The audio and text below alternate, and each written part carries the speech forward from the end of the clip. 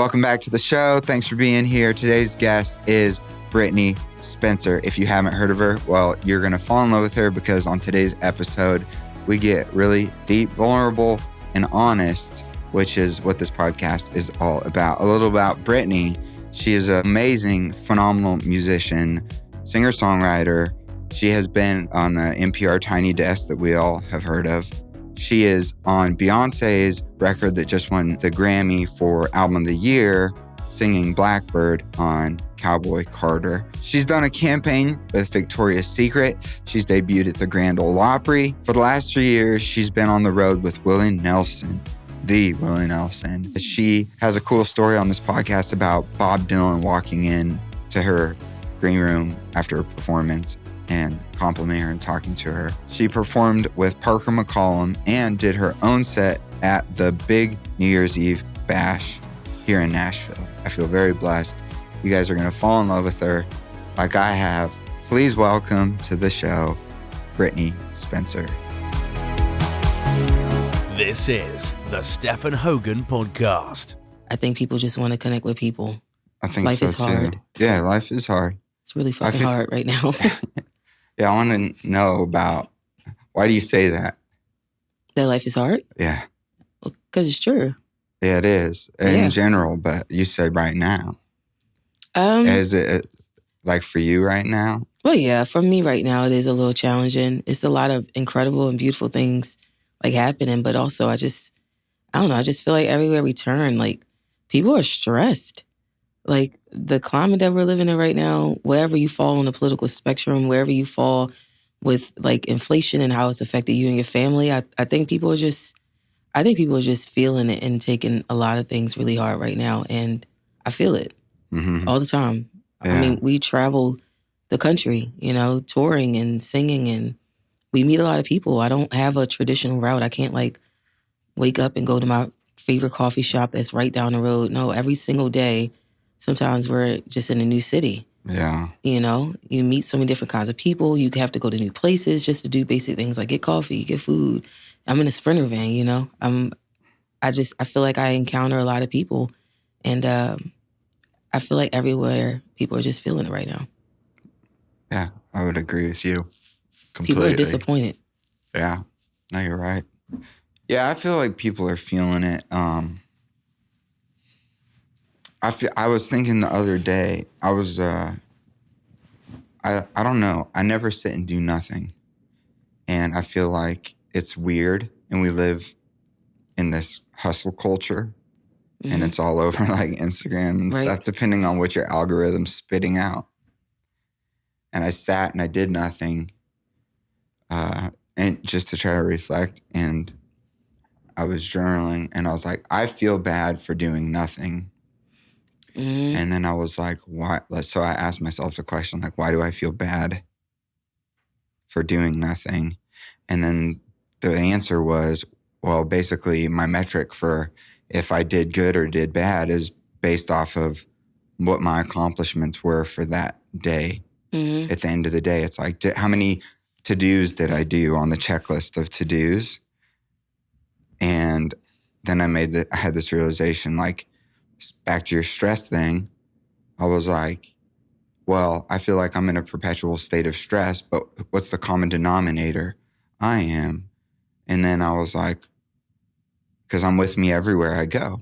Like if I go try to relax, my brain's still with me, right? Like I can't escape it. And then I was like, maybe I need to, the to-do list is never going to end. But we're trained in this culture, and I was comparing it to other cultures, but like American culture, you grow up, you go to school, you're told like, take this class, do this test, then you do this and this and this. And then when you graduate, you go there and you do this.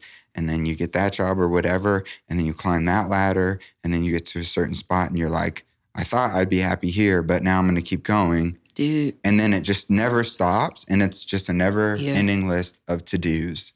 And I was like, look at Italy, or like how other cultures like slow down the pace of life. Yeah. And I'm 36. And we were both born in September. That 88 September life. Okay. Yeah. I feel that. So I was born the 30th. Okay. Libra. And you're Y'all the are 8th. right. So we're 22 days apart. Oh, dang. Okay. So we're, yeah, it's kind of crazy. But anyway, like, I was like, man, at 36, like, something's got to change. Mm-hmm. And maybe something is doing nothing. And maybe doing nothing's doing everything. Because like the Stoics or the ancient like philosophers or people that like looked up in the stars, look at the stars, that they had to have time to think and do nothing. It's an important thing to like have time to slow down and think. I'm sitting here listening to you and it resonates with me because I've been feeling for the last few weeks like I feel like guilty. Like when I take a second to sit, to do nothing, to try and watch a TV show, which is like literally the only thing that can like bring me down. Like that's the only thing that can stop me from working. And honestly, it doesn't even do that half the time, but it's the only thing that can really like get me in a place where I might be able to chill. And I just felt guilty. And I was telling my cousin, I was like, gosh, I feel guilty. I feel like I haven't done much this week. And she's like, why do you feel like that? And I'm thinking, I'm like, oh crap. There's so much crap that I'm doing. There's so much that I'm having to do just like within my career. There's so much I'm doing even personally. Like I don't know why we can't slow down and why we don't find the value in taking a moment to figure out what you want to do or just have the space to think. I think that's important. Like just being able to clear your head. I'm trying to prioritize that more because I have to have a moment every day where I just have a second to regroup, you know, whether it's at the end of the day or the beginning of the day. I have to have a moment where I just align with myself and be like, this is what I'm here for. This is what I'm doing. This is who I am. This is who I choose to be. And just trying to do everything that I can to live up to those expectations of myself. I feel like you can't really do that if you're not aligned with yourself. And I'm trying to understand that more. Because you're right, like hustle culture is a very real thing. People tell you can't stop, you can't slow down. And sometimes that's literally the thing that you need to do. So I feel that personally and professionally right now. Yeah, especially in entertainment because there's so much pressure. You feel like you'll fall behind. Like, you'll feel like you fall behind. Like, you really have to take time to reflect. Like, I'm trying to actively take time to, like, engage hindsight a little more. You know, I jokingly say there's a song I recently wrote, and I say hindsight is the friend that shows up late to funerals. And I feel like that's where I've been in my mind. I'm just like, I want to engage hindsight a lot sooner. I hate that I got to crash before I take a moment to look back and be like, okay, I should reflect. Where was I? When did it start to fall apart? When did I start feeling like I was making little compromises and like a death by 1,000 cuts? Like, when did that happen?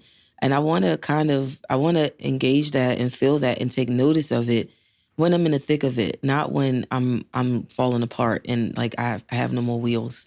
Yeah. I would like to catch a flat tire, you know?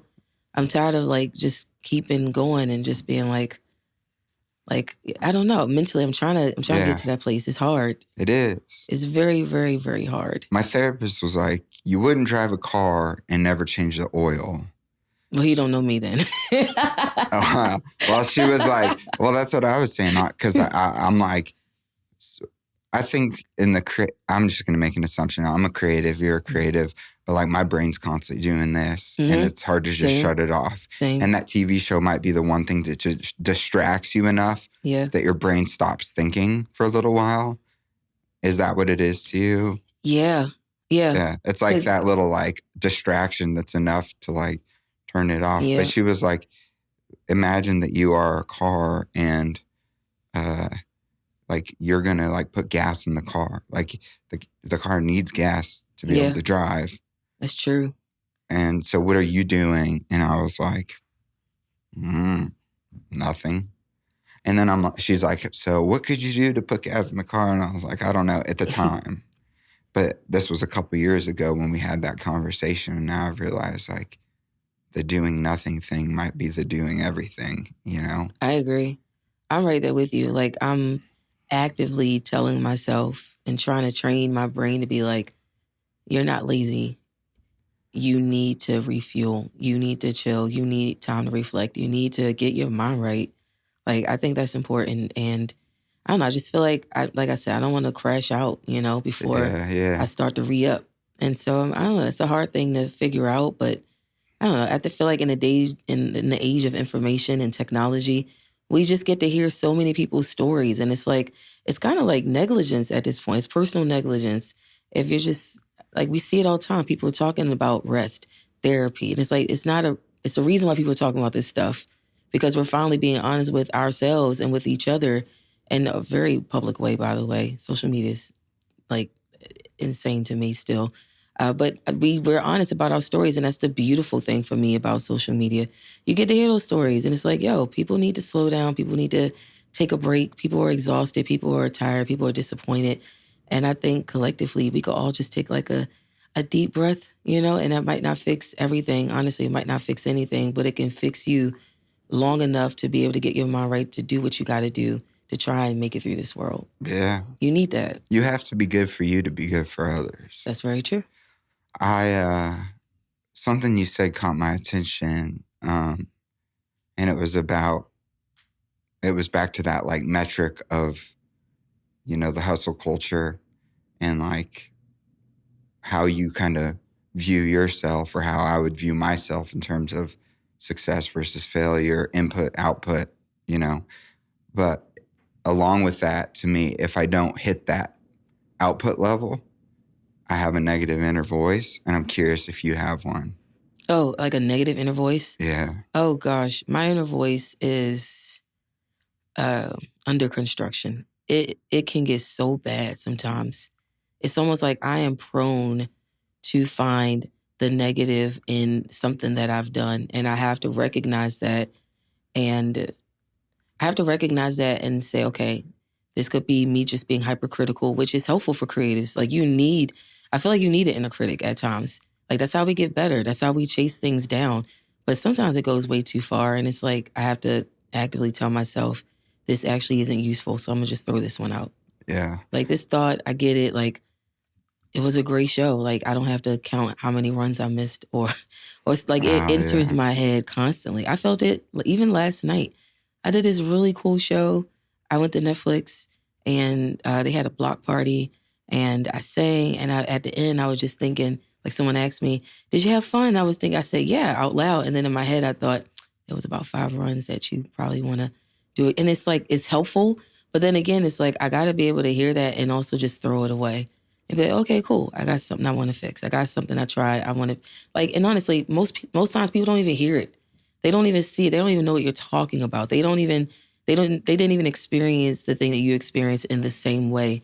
And we're just being hard on ourselves. And I feel that in my, just in my artistry at times, but also just as a person, I can just be really hard on myself. I don't know if it's because I'm a Virgo. I have no idea. I don't know. People say it's because you're a Virgo. Yeah. I don't know. My friends. I don't know. What is it where are you most hard on yourself? Like for me, for instance, my negative inner voice is you're a failure and you're not good enough.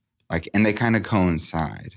Mm-hmm. But it's almost like, for me, I'll give you an example. It would be like if I did a podcast and we finished this podcast, and then I'm like, oh, you didn't ask good questions. Oh, dude. Like you're a failure. You know what I'm saying? That sounds like vulnerability fatigue too. Have you ever heard of that? No. Okay, so a friend of mine told me like a few months ago, they were like, yeah, it's called like a vulnerability hangover or vulnerability fatigue, something like that. But like after you have just opened up yourself and been vulnerable, especially like in conversation, like walking away from it being like, you just feel like you did everything wrong. And it's very similar to like what happens on stage or like in the writing room. There's so many times where I've literally dismissed a really good idea because I was just like, no, that was too honest and I feel awful about it. And it's like, no, I need to be able to differentiate the two. You know, are you just open and raw and it was hard to be honest? Or did the thing you make just not, did it not click? Was it not good? It's hard to figure that out sometimes. I feel like my inner voice, like the criticism, it feels a little too vague to say it comes with everything about, gosh, what I look like, what I sound like. Am I making good decisions? That's a big one in my head. Am I making good decisions? Did you choose the right people? Did you choose the right I'm usually like good on my path. That's the one thing I'm always really sure about. Like I know that I'm where I'm supposed to be. But have I made all the right decisions and have I handled something with care as much as I should have? Did I choose the right people to have around me? Did I enter into the right sort of agreement with, like those sorts of things kind of really can weigh on my head. And I just don't think I live in a world that has been, I don't think that we live in a world that takes very kindly to people who are honest about the things that hurt them. People tell you you're a victim. People will tell you that you just like attention. People find a way to make a victim of something or make you feel bad about something that you feel. And it's a very weird culture to me. I feel like I experience it in like little everyday ways, but also in just big ways. We don't take kindly to people when they say, hey, I'm hurt. Or, hey, this person did this thing to me and it's awful. We just find a reason to be like, I need to find a reason why you deserve that. I need to find a reason why what you're saying isn't valid and why you can change that and it's your fault. What are some of the things people have said that have done that to you? I feel like, gosh, where would I even begin with that? I remember probably to take it entirely in a different, maybe it's a little too deep, but I feel like with women, I feel that. Okay. I think about women who have been abused. I think about women who've been assaulted. I was assaulted. I experienced sexual abuse in my childhood for quite a while, and I didn't tell anybody, and partly because I just didn't think anybody would believe me. And I feel like a lot of women experience that where you just be like, gosh, I mean, even just on a small level, are they going to think I'm nagging? They're going to think I'm being a victim. They're going to think that you can't handle something, that you're too emotional for something. I feel that pressure throughout society constantly. Constantly. And like I said, I feel it like in small ways, you know, but then I experience it in bigger ways. But I think oftentimes like these big ideas, they inform our everyday lives. Yeah. You know, if you feel a hostile culture, you know, with just being able to say you feel wronged or you feel like you've experienced something awful or traumatic, if you feel people putting blame on you and trying to make you feel like, I don't know, it's your fault for feeling bad all the time, I don't know. I feel like we kind of create that culture and it translates and I guess manifests itself in everyday little ways. I feel that in culture all the time to the point where sometimes I get why people sometimes don't even want to tell you how they feel when you ask them how they doing. Yeah. I get it. Why would you? People don't want to hear the truth. People want to go on about their day. And honestly, I don't blame them because everybody's just trying to deal with some shit. Because they all have it. Exactly. That's We the all thing. have it. We all have it. Well, that's what I like about what you just said, because you're like, I don't know if this is too deep, but the fact that you shared that, it's not an isolated story, you know, like I have a family member and she went through the exact same thing years and didn't tell her mom and finally did, you know, like stepdad was doing whatever and, or boyfriend, I don't remember, but. Some asshole. Yeah. And she finally did. But there was that shame or whatever those feelings were around that. And I experienced something sexually traumatic as a kid too. And it still screws with me in the way that I am today. Mm-hmm.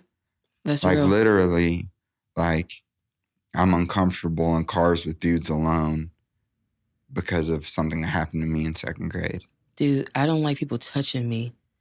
That's a very weird thing. I love hugs. Yeah. But when people just start touching me, like it makes me like I try not to like let it be known that it's bothering me. But if someone just come and touch, like, and also even saying this, like I feel bad. I'm like, fuck, there are probably people. It's not, I mean, your fault for feeling that way. Yeah. So you shouldn't feel bad. I don't want people to feel like, especially friends who like will grab you. It's a form of endearment. Like I don't want people to stop. I also want to like, and I don't know what to do with it. You know, I don't want anybody to stop and do anything, you know, different because they saw this podcast. But it is a real thing. It's something that like, even if it's just a split second of a thought where I'm just like internally, I'm like, I might not do it outwardly. And I don't want anybody to change anything. I really don't. It's just a thing that sticks with you and you don't always know what to do with it. But it's... Yeah, because it goes back to that little girl. Mm-hmm. It's like right immediately, like whatever it is that neurologically it takes you right back to that situation and that like fight or flight part of you to protect yourself kicks in. Mm-hmm.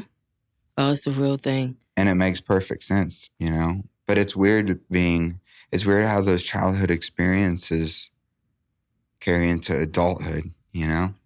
Yeah, you don't really forget them. Even if you do, I mean, your body kind of just remembers. And your body keeps a score. I know. My therapist has been trying to get me to talk more about like those encounters. Yeah. And I'm ready. I've just been insanely busy. I need to go back to therapy. I love therapy. I just haven't been in like 2 months. But she's been kind of nudging me to talk about that. And I know it's important. It's just, feels like a tsunami. Once you open that door, I don't know, but you have to open the door.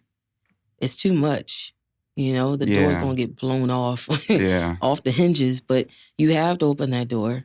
And I'm just trying to open that door. And in different areas of my life, honestly, even just sitting here and having a conversation like this, like, I'm not saying I'm the most private person, but I don't really like sharing with people. But I think, I don't know, at some point you start to feel hostage to your own self. And I'm just like, who am I protecting? Because it ain't me. Like, I think it should be normal to just talk about things and to be honest and be real with where you are, how you feel, where you've been, and to not feel this deep regret and shame about it. And I think whoever you share that with and they kind of implant those seeds of shame and regret, you just don't need to talk to them. Vulnerability is, I'm not going to say it's money, but it's a privilege. And the way that you respond to vulnerability is that you are vulnerable yourself. You don't make people feel weird for being honest about where they've been and who they are. Yeah. It's taken so long to learn that, though. Especially as a woman, I feel like we internalize. Like, if something goes wrong, I immediately think, oh, wait, what did I do? It must have come from me. And sometimes shit just happens. And also, sometimes shit is weird. And I feel like I'm all over the place right now. No, I love it. Yeah, I guess what I'm trying to say is, these mental safeguards, they're not as helpful as sometimes we think they are. This episode is brought to you by Korchmar. Korchmar has been making handcrafted leather goods since 1917. They're a fourth-generation family-owned and operated company right here in the United States. I use their backpack every day, and it's made out of the top, full grain, 1% of leather. I think that supporting artists is crucial. I think that supporting U.S. small business is crucial as well. If you're interested in buying something cool made out of leather, go over to Korchmar.com/discount/S15 for 15% off, or click the link in the show notes or the QR code down there on the bottom of the screen. Again, the company's Korchmar. You will not regret getting something from them. And I'm not just saying that because I got their stuff before I ever got sponsored by them. Now, back to the episode with Brittney Spencer. Do you feel like because you're in the public eye and because of your career and the success you've had that, like you said, you're almost like kind of like a prisoner of what you can and cannot say to an extent? Not really. What is it in you that makes you not want to say certain things, or what is it in you that makes you not want to be vulnerable? I never want to be looked at as a victim. I never want that. Like, that's kind of like one of my worst fears. And I think that's kind of helped me prisoner as well. And it's kind of kept me from, sometimes I felt like it's made me try and explain a deep cut in the form of like a paper cut. Like, meanwhile, I'm actually just getting stitches, but I'm like, hey, everything's fine. I'm okay. Because honestly, in my head, I think I should be able to handle it. It's not that I'm trying to create a perception. I'm not trying to create a false image. That's also another fear of mine. I never want to create a false image. I try to be honest even about my journey as a Black country artist, like being like, hey, shit is weird sometimes. Like, I try to be real about that, especially when I meet other artists and they're upcoming. I'll be real with them, be like, hey, yep, I experienced this. Nope, I didn't like that path. Nope, I tried that. It wasn't great. Or, oh, you need advice about this person. I try to be real. I never try to create a false perception. But I do think I should be able to handle anything that's tossed at me. Yeah. I should be strong enough. I should be good enough. I should be objective enough to hear my inner critic like literally crashing the fuck out. Like, and I should be able to be like, okay, I can handle it. I can hear that. That's good advice. And it's like sometimes it is, but sometimes you gotta just throw that stuff out because it's not real and it's not true. And it's just, I don't know. Sometimes we give our inner critics way too much privilege to just run rampant. It's like, yo, you just running track in my brain right now. Like you need to go be water boy and chill out. Yeah. And I like hard. Waterboy. It's hard. I like Waterboy. I do, especially the movie. Bobby Boucher. That's a great movie. Huge Adam Sandler fan. I love that movie. But they shouldn't be able to have that much space to do what they want. You shouldn't be roaming free in my life. Yeah. I'm with you. I think that you said something interesting when you said, I don't want people to see me as a victim. Mm-hmm. And it was because you were a victim that you don't want people to see you as the thing that you have the most hurt around. Mm-hmm. You know what I'm saying? Yeah. That probably, I would feel like would stem from, I don't want to be defined by the trauma that I had in my life. Therefore, it's really important to me that other people don't see me the way that I might see myself or that I was treated. Mm-hmm. Because you want to distance yourself from that as much as you can. Yeah. Do you think that there's something like that in that equation? I think so.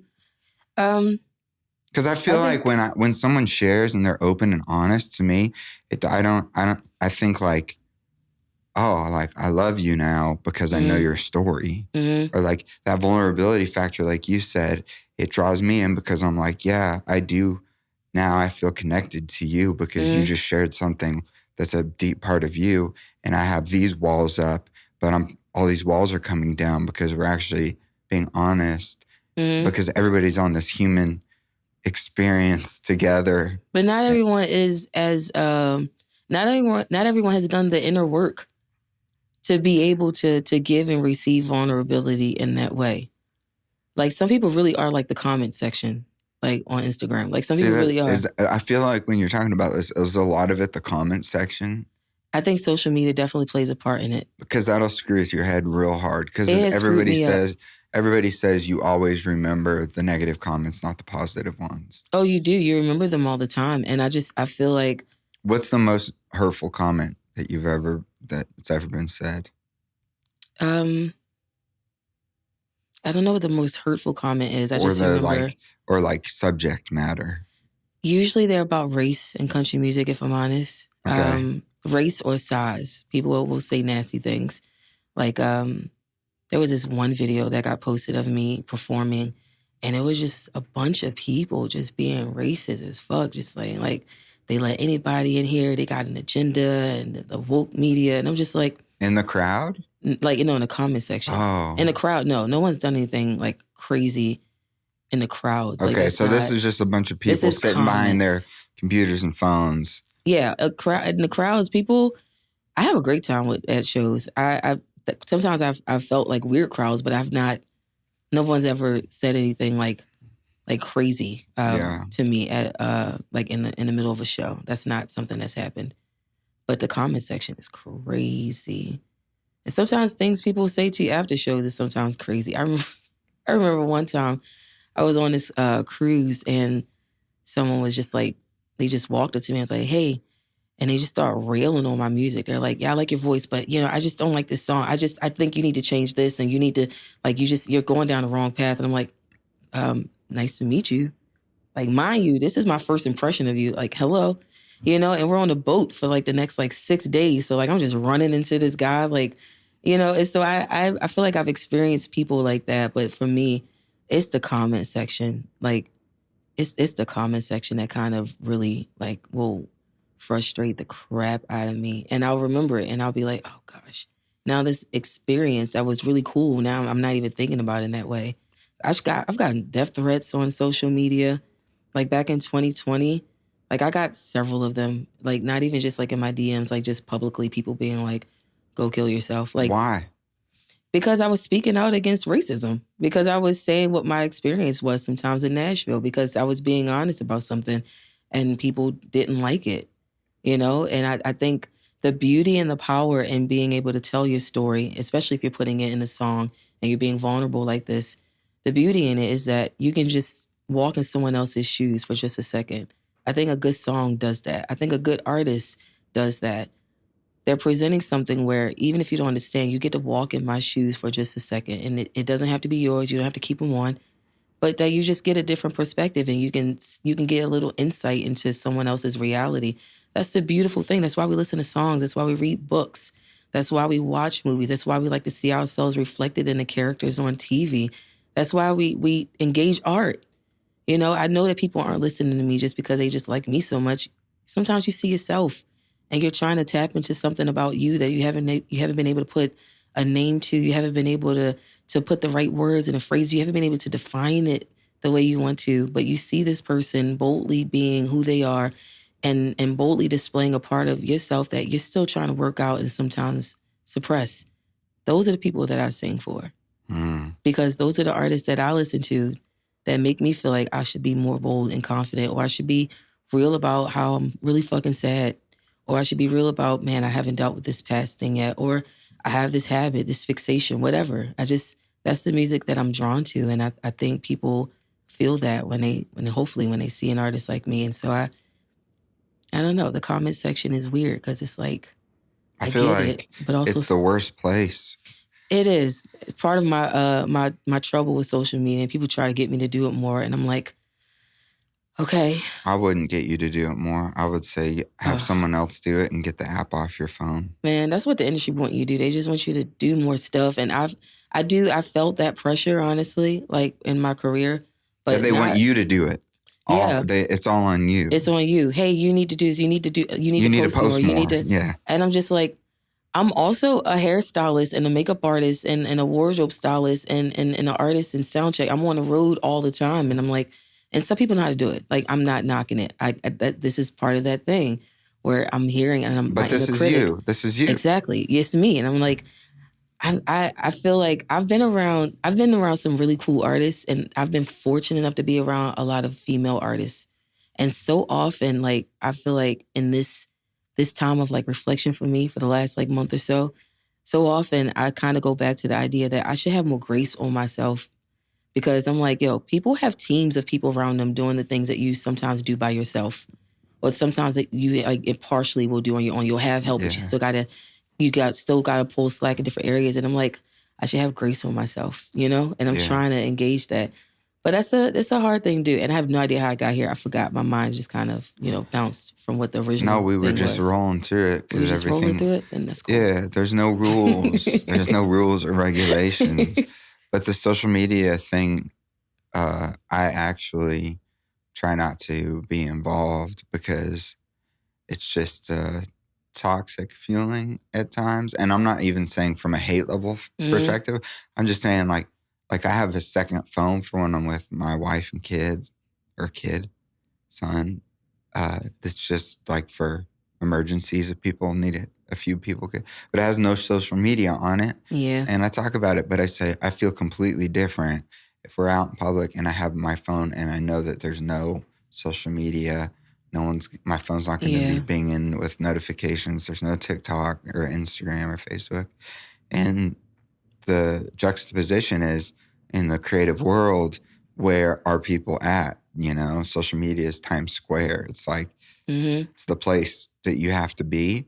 And it's so frustrating to me, just as a fan of music and art, when I hear these stories over and over, like you just said, with the labels saying, all right, artist, we're going to sign you and you're going to still do everything. That's a real thing. Oh, especially when it comes to social media. Like I've been honest even with my fans online, be like, y'all, I don't really, I try like social media. It can just be a little hard. It's I think when it really starts to bother me is when it messes with your mental so much that it impacts your creativity. Like having to pick yourself back up and be like, okay, cool, let me be vulnerable and write another song. And it's like, Like, what do you mean? You have to bypass a bunch of shit you just experience sometimes. And sometimes it's not all bad. Like, it really isn't always bad. But when it is, like, the way I kind of equate it in my mind or kind of process it is, if somebody breaks into your house 3 times in a year, that's enough for you to be like, this is outrageous. Somebody breaks into your house once, there's already mistrust. You don't trust your home. You don't trust anything. You don't feel safe. And that's what it feels like. And it's like, how many negative comments? I remember during the time where I was getting like death threats, I'm like, how many times can I be like, oh, it was just 2. It was just 3. I should be able to I should be able to be okay. It was just 4 comments on this. Or it was just 20 comments where people were just kind of talking about like what you look like and being mean about that. Like, it's like, dang, if somebody broke into your house once, that already is enough to just like completely destroy trust and safety. And we just do this over and over and over again, emotionally and mentally. And it's like, honestly, I had to just start being realistic with myself. Like, bitch, this is crazy. Yeah. Like, you should feel like it actually is alarming that you're not outraged, that you don't feel more insecure, that you don't feel more unsafe. Like, it's actually kind of insane. But you kind of have to be that way sometimes. But I'm just like, I need a break. Yeah. I'm not doing great with Have that. you ever had compassion on the person that says the nastiest stuff? Where it's like that person must be in such a terrible place in their life that they're going to say something like that. Like they must be so unhappy with their lives that they took the time to go on them to like view my content and then write this negative comment, because that's like if you're positive and negative, if you are going to write something negative on someone's post, most likely you have a lot of negativity in you already. Right. These are not happy people. No. These are hurting people. Yeah. And they want to just take their hurt out on someone else by making them hurt. Yeah. Or they're just projecting. Yeah. Like, there are times where people have like said something about like my size or something like that on a post.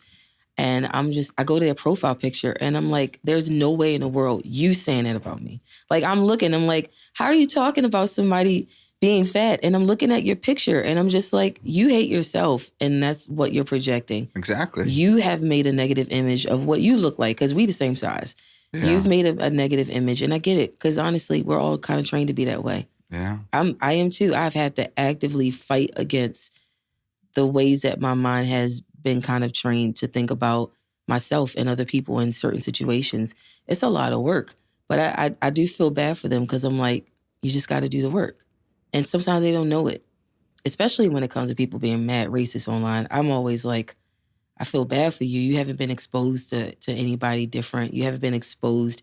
Also, you haven't read a book that tells you that history wills this type of stuff to happen. Change happens. Inclusion happens. That's literally the way of the world. That's how things move forward. When we don't have inclusion, that's when things go back. Yeah. Forward is that you see a better representation of what things actually look like. Yeah. And it's like, you can't think about the South and not consider Black people. Yeah. I think I've read once that 1/3 of the American Black population lives in the South. You can't talk about the South without having us. How are we not a part of the story of the genre and the music, of this particular region? It doesn't make sense, but people don't like change and people fight it. And then you have an industry that's, they speak money and they're looking at that and they're trying to make the right decisions. I believe there are people in the industry who are trying to do a beautiful thing and moving this thing forward, and their heart is there. But also, people are loyal mostly to themselves, and when whatever the standard has been sometimes. And so I feel bad for people because I'm like, gosh, I wish sometimes we were exposed to people and ideas that are different than our own. Yeah, way more, because I feel like what we're experiencing right now would look a lot different. Yeah. I want to go into that. You do? Oh, yeah, God. I want to talk. Well, you've said it a few times, and I think it's really important to talk about. I think I'm going to speak for myself. In fact, let me see what I wrote. I love that you still carry a journal. Yeah, My tendinitis could never. But I love it. There's a lot going on up here. So here was what I was like nervous before this interview, and I don't usually get nervous. Oh gosh, why are you nervous? I'm so chill. I brought Palo Santo. I know. You're and awesome. I brought Moo. No, but listen. Do you need an emotional support person to like help you right now? Because Moo is like literally here. Can you set Moo like on? Yeah, Moo, and I'll take Moo. I appreciate that. Cool. So I'm just going to be extremely honest with you. Cool. And we'll have an honest conversation because I'm thinking of my friend John right now. And John has opened my eyes a lot to race stuff. And he went to UCLA. He was in an all-black fraternity, and he was the only white guy in it. And so he experienced a lot of racism, being out with his buddies, his frat brothers, them getting pulled over and being like, man, I'm glad you were in the car with me. Mm-hmm. And I've learned from my neighbor, AJ, and he's black. Both of my neighbors, Kevin was at my mom's funeral, like great people. I grew up in an area that was all white people, and moving to the South, I was like, what do I say? Is like, what's the right thing to say? What's the wrong thing to say? Like, and then you hear quotes. I don't know if it was Morgan Freeman who was like, we need to stop talking about race because then there's no racism or whatever. So like I've heard all these different things, but this is what I wrote.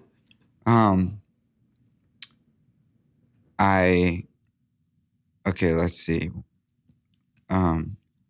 So anything out of my comfort zone is scary, uncomfortable, or maybe I'm afraid to say things wrong. Like when it comes to talking to you about like any of this, or like your story's different than mine. And I was thinking like saying things wrong, and it literally came down to the fact that you're black and I'm white. And I was scared that I think I had anxiety about the fact that I didn't know what was like, I don't know if this makes sense, but I didn't know, like, I think for me, and maybe there's other white people that are like me that are like, I'm not racist.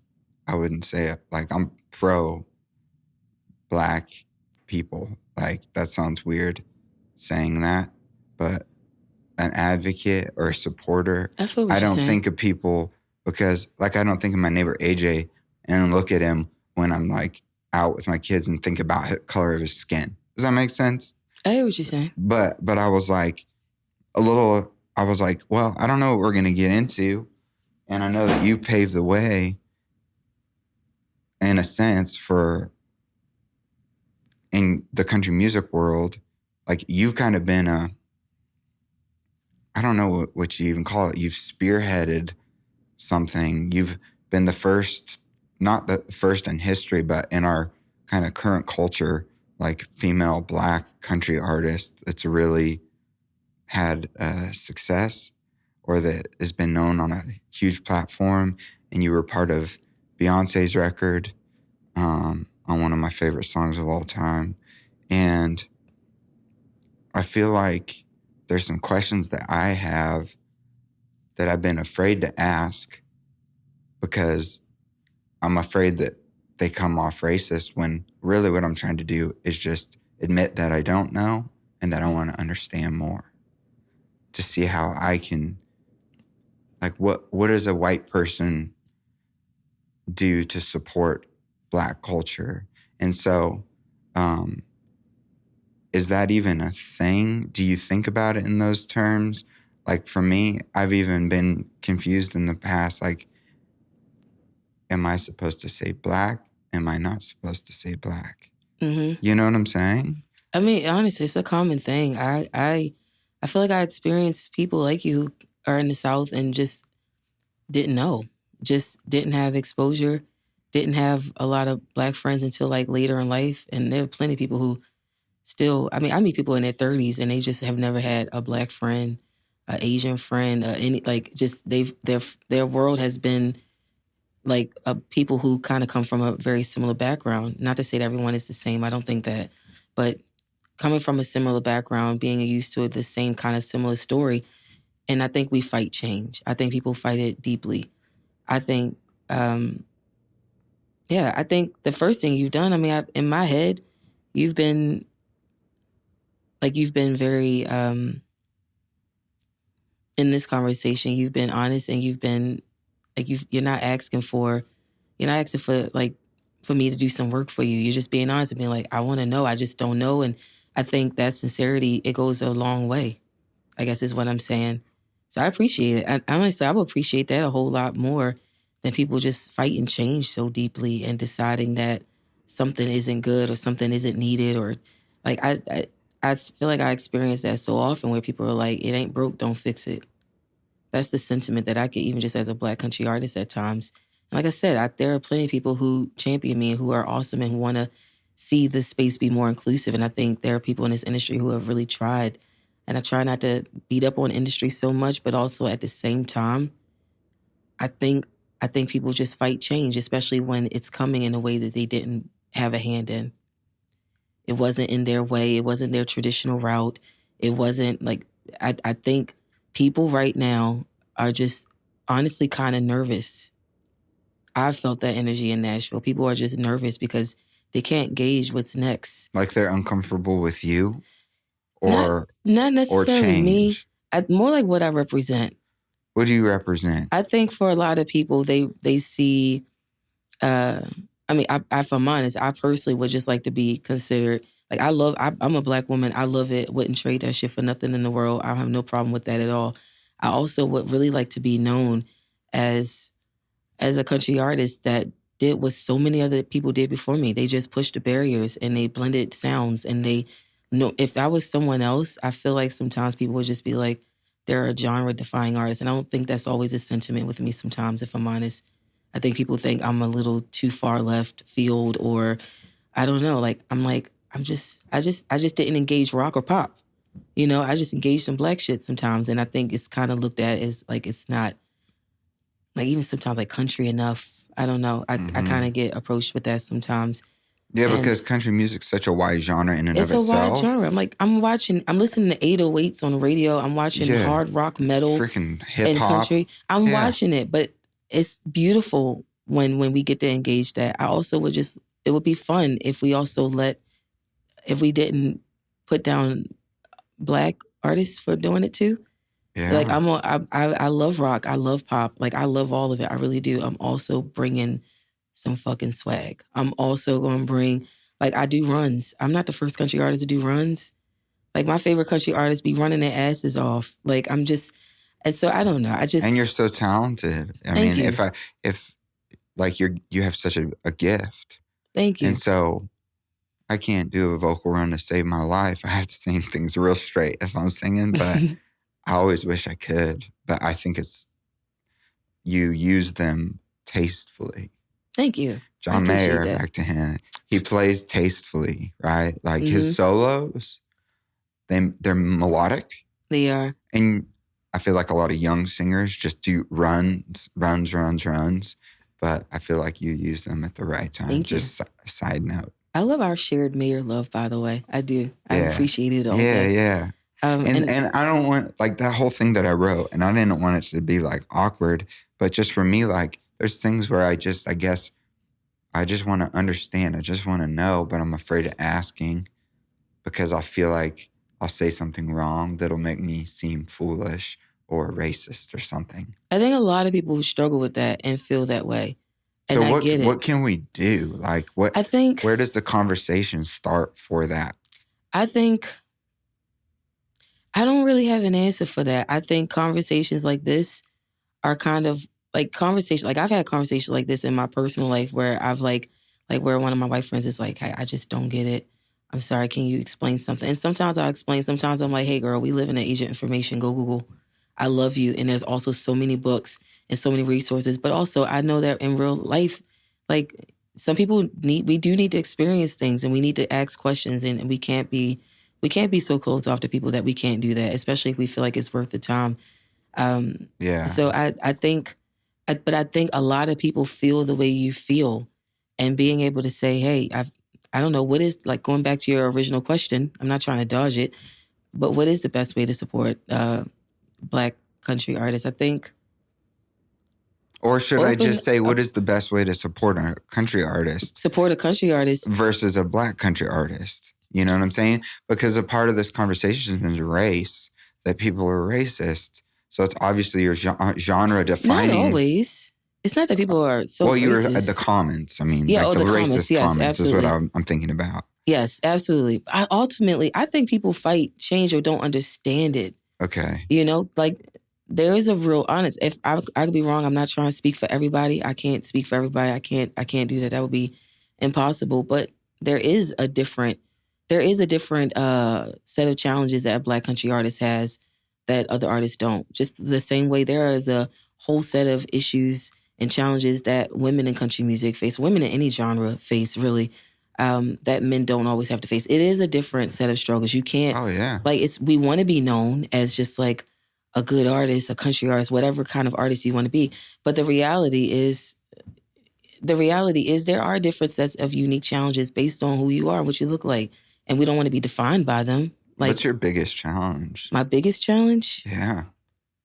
I don't know. I don't know if I can say what my biggest, I feel like I have a few. What are the top few? The top few, like, in artistry? No, just in life. No, just in life? Yeah. In life. And maybe it's artistry. Whatever comes in mind. Gosh. The challenges with my artistry, or what it takes to do what I'm doing, sometimes weighs on me quite a bit. So much. I asked a family member to come and move to Nashville with me, because I've been here for 12 years and I haven't had family here. Mm. And a lot of my friends, like my close friends, they've all moved away or they never lived here. So I have a lot of long distance relationships, which is. Do you feel isolated? Sometimes I do feel isolated. And sometimes I think the more I go on in my career, it kind of, like, I have to kind of double down on it sometimes. Not because I'm trying to, but because you're just busier. You're on the road more. And yeah, I do feel that. Like, it's crazy. People are talking about how crazy inflation is and how crazy concert tickets are. I'm like, imagine being a new artist in a Sprinter van, okay? Like, gas is like double. Like, it limits what you can kind of do sometimes. So I don't have friends that come with me on the road. I don't have that. It's me and my band of friends. We're great friends. I love them. And but yeah, I don't know. Sometimes I do feel a little isolated. It's kind of the nature of the job, but I'm like trying to find ways where I'm like, I need to do something. And so I did ask a family member to come and move here, my cousin. Yeah, so I don't know. I feel like that's definitely move? Yeah. Great. She did. She moved here a few months ago. That's awesome. We've had so much fun. It's like a freaking sleepover all the time. Like, I love her. A family vacation. Yeah, it is. It's kind of crazy. It really does feel like that. Sometimes I'm like, this is too much fun. This has to be wrong. That's so great, though, that you have that support system. Yeah. Because we're made to be connected, mm-hmm. and it's really hard being isolated. Because me and my wife moved here, and it was the same thing. We didn't know anybody, had no friends, had no family. That is hard. Yeah. And so I kind of can, like, get what you're saying. Mm-hmm. And then it's weird, too, when I think it would surprise people that you say that, because it's like, oh, look at Brittney. She's doing all these amazing things, performing all these amazing places in front of thousands of people in stadiums, you know? And then it's like she's like feels isolated and lonely. Yeah. Like, that's a real thing. Yeah. It's a real thing. And some of the most, like, important things that I've done in my career, like, so, in a way, some of them were my hardest and saddest days. Really? Yeah. Like, give me one of them. Oh gosh. Sometimes it can be really hard. Gosh, what happened? I was curious about when you played at the big country music festival, and you played at Nissan Stadium. Oh yeah, CMA Fest. Yeah, CMA Fest. Yeah. Is that like fun thing for you, or is that like it was so fun. Yeah. That was a really fun day. My dad, my stepmom came in town. All those people on stage are my friends, so they were there. Also, the song that I was singing, one of the writers, she was up on stage with me as well. Jessica Kane. I had other artists on the stage with me: Kentucky Gentleman, Superb, Abby Cone, Langston Blue, who's an artist out of Atlanta that I love. We've been best friends since college. So I feel like that was a really beautiful day. The aftermath of it was a little challenging for me. That was the first time, first of all, I don't dance. And that was the first time I had danced. And we had rehearsed, and I was on tour. So I was like crazy busy. So we rehearsed like literally, I think like the day before, the day of, and just trying to really put together a really cool performance. I wanted to do something different. I didn't want to just go on stage with the track by myself. I was like, you know what? Someone had the idea on my team, was like, why don't you just bring your friends and y'all can line dance? I was like, oh, we should do that. And so we got together, we did it, and I got up and everything was great. And then we got on stage and it was in front of 70,000 people. And anyway, it sounded like I was a little winded. I was like, oh shit, this is different than rehearsing backstage out here in this air with all these people. And it was my first time ever dancing. And the comments weren't just like, oh, this isn't great, which I honestly, I thought it was a fair assessment. Be like, oh, she's a little winded. Like I believe that, and I knew that to be true. But then people would just go on and on, like the woke agenda, like that thing we were talking about earlier, like they just letting anybody in here, and why do y'all have to try? Y'all doing so much to try and diversify. I'm looking at the comments and I'm like, ugh. And now you've made this really cool experience. Like it has the potential to like just be awful in my brain. I was so happy to be there, and I was so thankful to be there. I was grateful to Robert Deaton for giving me that really cool spot, and it was a beautiful time. But the aftermath, just looking at the comments, it can make something you did that was so cool feel so small, and I felt that a lot of times in my career because of things like the comment section. Mm-hmm. And so I try not to let it get me. Like I try to have a thing where I'm like, okay, I can't let it affect my mental for so long, so I get back up. I always will. I think I have a fixation in life, and it's to just not really give up. But you do fall apart a little bit. Like I feel like I lose a little bit of myself sometimes with all this stuff. Like it can be death by 1,000 cuts. Mm-hmm. And so I don't know. It's moments like that. Also just like very practical moments, like just being a singer. I remember I found out I was dehydrated because I was on tour with Willie Nelson and Bob Dylan last year. And I was going to ask you about that. Dude, the last show at the Gorge, that was such a fun tour. Like first of all, that tour was unreal. And I can talk more about that in a second, but I found out I was dehydrated, and for 3 days, I just kept vomiting. And I was just like, what is happening? Like, I was just like, I couldn't figure out what was dehydration. Wrong. And we were going from like a lot of different climates at once. And so I don't do well when I'm like going through different climates. Like I always get kind of sick, and I also get sinus infections. It's the weirdest thing. But I'm also, I can't really do a whole lot about it sometimes. Mm-hmm. My family, it runs my family. They've had to get surgery on their noses for sinus problems, but I won't do it because I'm scared that it'll change my voice. And so now I'm kind of prone to sinus infections. At least I've been told by a doctor. And I'm just like, gosh, I get a little sick sometimes on the road, and I got really dehydrated for 3 days. And then I remember I called my friend Mickey. We were on the phone, and she was like, "You probably just dehydrated." And I was like, "Oh, let me go to the medic." And I went to the medic, and it was fine. But like I literally was like on the floor, like just sleeping, trying to get some reprieve, like 3 hours before the show. Did you go to the medic? I did go to the medic. Did they IV you up? They IV'd me up, man. But like you just don't know stuff like that. Yeah. I've been like dehydrated before, but not like that.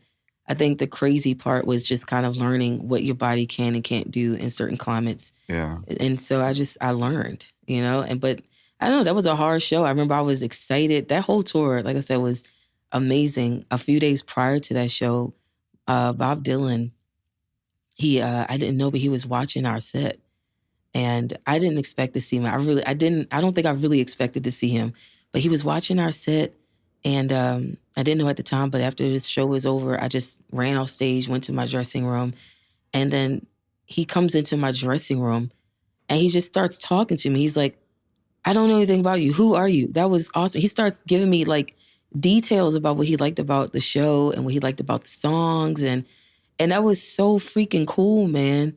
So like, I'm like, but I was also vomiting earlier that day. Yeah. Because I just was like, maybe it's food poisoning, something. And like, I'm just, and it's hard also, like, I was very intentionally like particular about like even like COVID, like as much I've enjoyed like traveling and touring with our legends. And also I try to be really particular, like, because I don't want them to get sick. You know, COVID is a thing. Like, I've been on tours even in the last year where like people had gotten COVID and like they've had to kind of figure out how to maneuver that. And so I just get really like angsty and anxious about that, you know, because I care. You on tour with somebody that's 70, 80, 90 years old. Yeah. You need to be mindful. And so anyway, that was such an incredible tour. And also I learned a huge lesson in what I can and can't do. And so it's cool, you know? Thinking about like I'm just imagining being you for a sec and having that experience with Bob Dylan. I mean, you know, a defining person in music and in culture. Mm-hmm. You know, him playing at the in Washington. I don't know if it was Blowing in the Wind, or he played at was it with Martin Luther King? Like Peter, Paul and Mary, Bob Dylan. Yes, I know what you're talking about, yeah. There was it was like this big march, but everybody was there and it was like this peaceful thing. And I think Bob Dylan was a part of that. But just the history with him and his music and his impact on culture and everything. And then he comes in your dressing room because you stood out to him. And then, you, again, like juxtapose that against the sad hater online. It's like, whose voice is going to be louder? You know what I'm saying? Like, you have to make I would have to remind myself, like, this is what Bob said. Constantly, I have to do that. I have to do that all the time, almost ad nauseum. And I feel like if I ever try and explain it like outside of my head to anybody, I feel like I sound like I'm harping on it too much.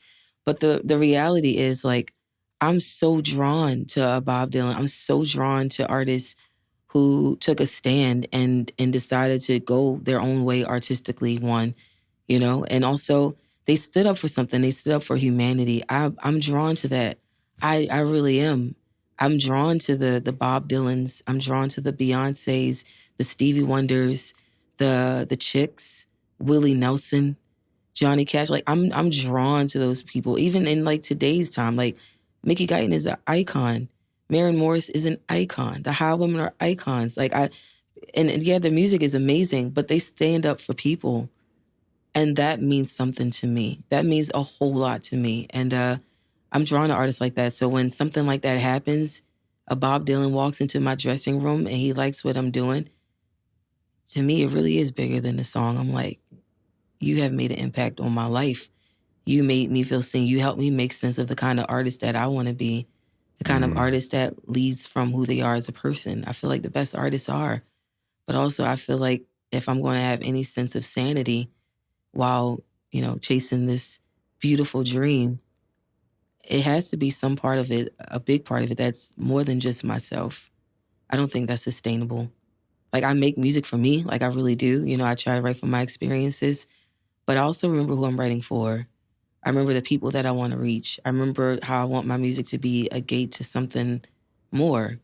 I really genuinely want to be. Yeah, because there's got to be more than, like, that's very empty to me. It is. If you're just doing it for the sake of fame or money or whatever. It's kind of lame. I don't like that. Yeah, I don't like it at all. I mean, unless you just like, I want to make some money real quick and go on about my business because there's other things I want to do. Yeah, but you're going to be a flash in the pan. You're not going to be someone that's going to define a decade. Exactly. You're not going to be someone being listened to on, you know, vinyl in 50 years by your kids' kids. I agree. You know, and so I think that what you're doing is really cool, but also puts a big target on your back. And you carry an incredible amount of responsibility because of the position that you are in. And it goes with that territory, I would say. But it also sounds like it really takes its toll. It does, yeah.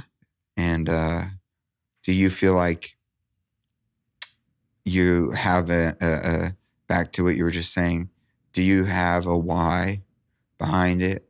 Like, what is your why for what you do that's bigger than just writing songs and making music? I think my why is that I know I can't really be the only one. I know that other people feel the way that I feel. I know that my why is thinking about me being a little girl and liking things and liking music and liking, I don't know, anything that really was outside of the scope of what I had been told I could do, you know? I remember even being like a kid and being like, gosh, I had so many limitations in my brain of what I could do because I didn't see people that looked like me doing it. And in my head, even at a young age, I knew that was intentional. I didn't understand industry. I didn't understand history. I'm just 9 years old, but I just knew this is intentionally this way. I felt it. I knew it. And so I felt that throughout my life about a lot of things, not just music. And I just hope that I am doing my part to leave a mark for the next generation where they don't always have to grow up in all of the limitations that I feel like I've had to grow up in. And the same way, someone paved the way for me. You know, our stories start long before we're born. Our stories start long before we open up our mouths and decide that we have this dream, this vision for ourselves. You know, like, I mean, this movement in Black country music didn't start with me by any stretch. I'm a part of a first batch of like a movement, but this thing started long before me, you know? If you ask Miki Guyton, I think she would say the same. Gosh, Yeah. my lisp be getting out here sometimes. No, don't even worry about it. I think it's important. I watched the Ken Burns documentary on country music. Did you watch that? I don't know. It was a really long series, and it was on PBS. But they go back to the beginning of country music, which was old like folk songs, and it was just interesting. Like the banjo comes from Africa. Like country music has a lot of its basis in, if you go back in African culture. Yeah. We don't realize that because there's a bunch of rednecks at country shows drinking beers, you know what I'm saying? Like that's, and then it got like cowboyized by Hollywood, and that's where the hats came from, was like Roy Rogers and them in cowboy movies. But country singers never wore cowboy hats before that. And it's just interesting. And there was the singer, and he passed recently, but he was, who was it? He was Black, and he was nobody in country? knew. Yeah.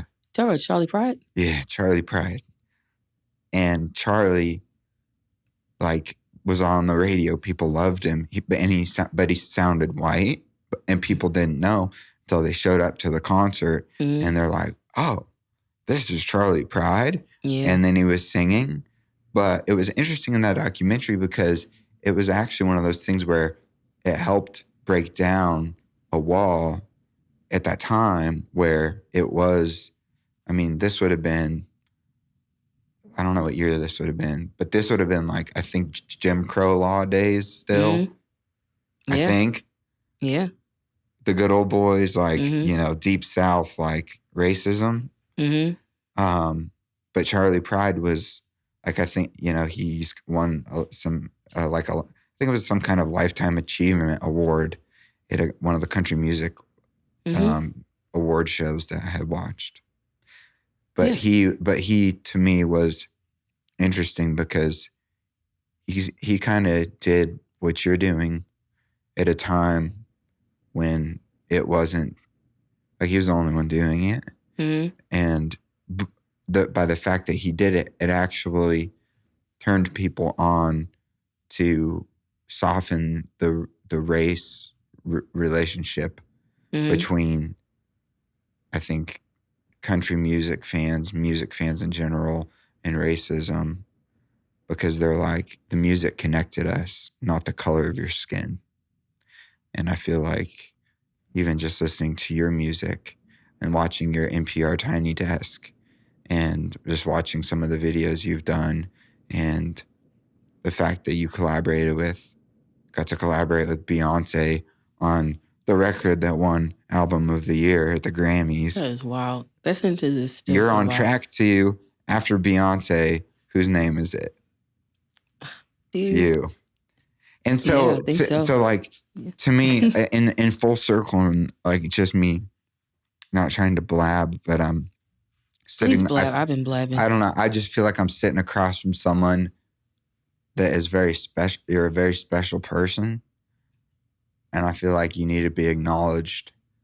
And I don't know how often you get acknowledged for the fact that it's not just, oh, yeah, she's great at singing or whatever, you know, because you get a lot of compliments, I mean, as a performer. And you get kind of used to it. You say thank you and that kind of stuff. But I feel like to acknowledge the fact that you're doing something in a genre predominantly that is white dudes and you're a Black female artist and you are experiencing that hatred and you are experiencing that target on your back. But I think at the same time, there's people that are like me and we're watching the New Year's Eve Nashville thing. And I was like, who's this chick with the guitar player that's amazing? Like Sarah Zimmerman. That's the guitar player. Thank you. I'm sorry.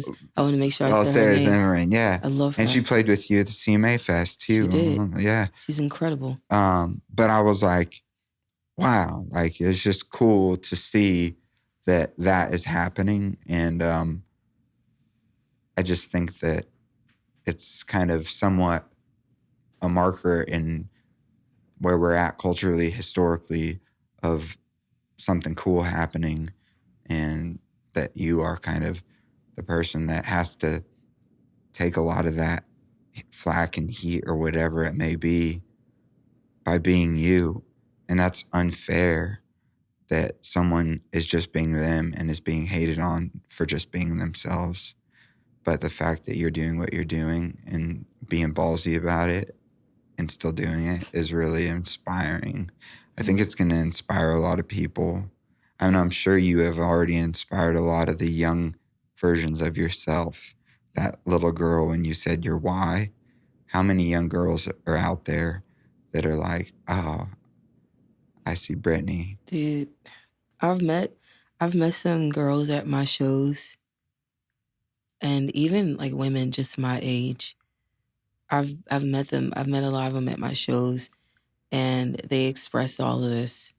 And honestly, it's kind of pushed me to talk about this stuff as boldly as I do. We already know my insecurities. I've already put it out there. I'm scared of looking like a victim. I'm scared of being seen as someone who harps on something. But I'm also now equally afraid of not being honest about my reality because there are other people who feel seen through it. Mm-hmm. And those are the people that I see and meet at my shows. Those are the people, they don't just walk up to me and be like, I love that song, girl. They say, I love that song, girl. And thank you so much because what you're doing means so much because I want to see myself. I want to see this. Or even if they don't look like me, I've been wanting to see somebody like you. I've been wanting to see something like you kind of enter in space. I've always heard like soul music and country music together and how they're like related. And so those are the comments that I get. It's not just people coming up and being like, yo, I love that Bigger Than the song. Or I love that I Got Time song that I saw you sing that one time at that one thing. They're not just saying that. And it makes me want to be more honest, sometimes ad nauseum. And I'm still figuring out how to do that. I feel like I've been saying that for like a year or so now where I'm like, gosh, I'm actually letting myself feel what I feel and I'm being honest about what I experience and what I face. And I want to be able to talk about the highs as much as I talk about the lows, you know? Yeah. Because that's life. They happen at the same time. Yeah. Oftentimes, they really do happen at the same time. And it's hard not to fall in love with someone when they're honest. I said it earlier, but I feel like just in this conversation, you opening up, it makes me see the person, not the person you Google and you read their bio on Wikipedia, but it's the person, it's the human being. And that's what we all have is the human being in us. I agree. And that's what we all want to connect with. is the human being in someone else. And I think that you opening up is the biggest thing you could do. And we can cut this out of the podcast, but I'm curious because on the phone, I was like, yo, are you with the WMG imprint? And you were like, I just got dropped. Yeah, I did. So 2 that's days gotta, after the Grammys. That's got to feel incredibly terrible. It does feel incredibly terrible. And was it just out of nowhere? Enough. Yeah, it was out of nowhere. So my label shut down in September. I was on Elektra. The label shut down. And it shut down a week before I put my album out, my deluxe album. And I got moved to Atlantic. And I think they just kind of been like trying to transition and figure things out because I didn't have a team. I think I had one person on my team. I didn't have an A&R. Like I had music plans and stuff, and it's just we weren't like nothing was able to be done. It's just I didn't have a team, and yeah, it's I don't know, weird, unfortunate things happen. And so do you feel like now you're like thrown out into the sea? Do you feel sad but alleviated? Like what are the emotions that you're processing through it all? Yeah, it feels like gosh, It's felt like I don't know. It feels like a funeral, in a way. Grief.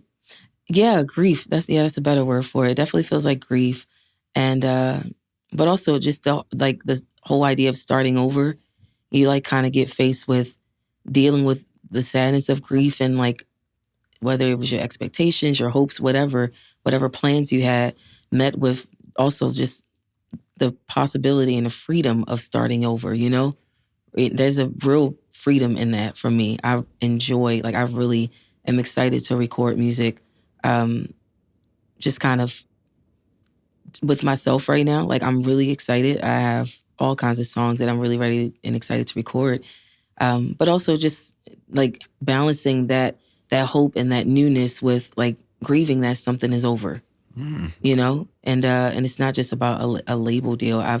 I started writing songs about funerals last summer. I've been feeling like something was dying out for a little while, but I didn't know if it was with the label side, with other parts of my team. I felt that, and it's a hard thing, and it makes me, gosh, it challenged even like my sense of like, have I done enough? Like, am I good enough? Have I made good songs? I'm proud of the record that I made. And I think for some people, it just didn't do enough, I guess. But to me, I'm looking at my life for the last year and I'm like, how could that even be? Like that, the math ain't mathing. And so I've decided, and it's taken me weeks to get here, but I've decided things just happen the way that they're supposed to. And it doesn't really suit me or doesn't benefit me to decide whether or not it was right or wrong. I don't want to cast blame. I don't want to do any of that stuff. I just want to say things happen as they're supposed to and move on and learn from it. And also just, I don't know, I'm always down to get reintroduced to myself. Who am I after all these years? Do I still have the same goals? Do I still have the same mindset? I would hope that something's changed. And I'm looking back and I'm like, oh, something has. And I'm okay with that.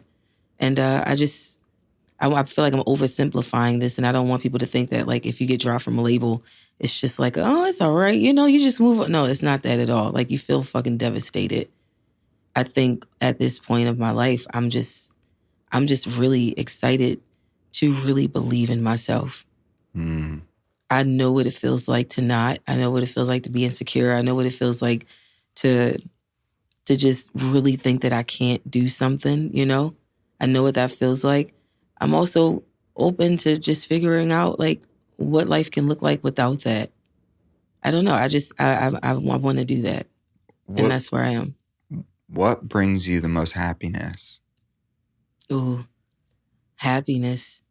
I have incredible people in my life. I have the best friends. I have really the best friends in the world. I have little things that make me happy. I love creating, even if it's not music. I like making like little arrangements. Like I've made a few like little, what are those things called? Wreaths for my door. Yeah. Like floral arrangement. I love cooking. I love being there for people. I love traveling. I love tea. I want to grow a little garden where I'm like making my own herbs. Oh. Because I love stuff like that. I haven't gardened, but it looks awesome. I like buying all the herbs and making my own little teas and pretending they're like little potions or something. Like That's awesome. I do that. I love that. I like grabbing herbs and finding cool ways to put them around the house or dry them out. Like I love stuff like that. I really do love fashion. I don't know, there's a lot of things. You look awesome. Thank you. This is just something I put on. But I be trying to put that shit on, you know? Like, yeah. But also I'm a girl, I look like an absolute wreck most of the time too. Like if I'm home, I'm wearing like sweats with holes in them and like you would have thought that like someone chewed through my pants. No, I've just worn them too many times. And did you know you're not supposed to put stuff like that in like the dryer all the time? I feel like I would wear something once and put it in the wash and dryer, and that's how shit breaks down. I didn't know. All kinds of things I've just been putting in the dryer you're not supposed to.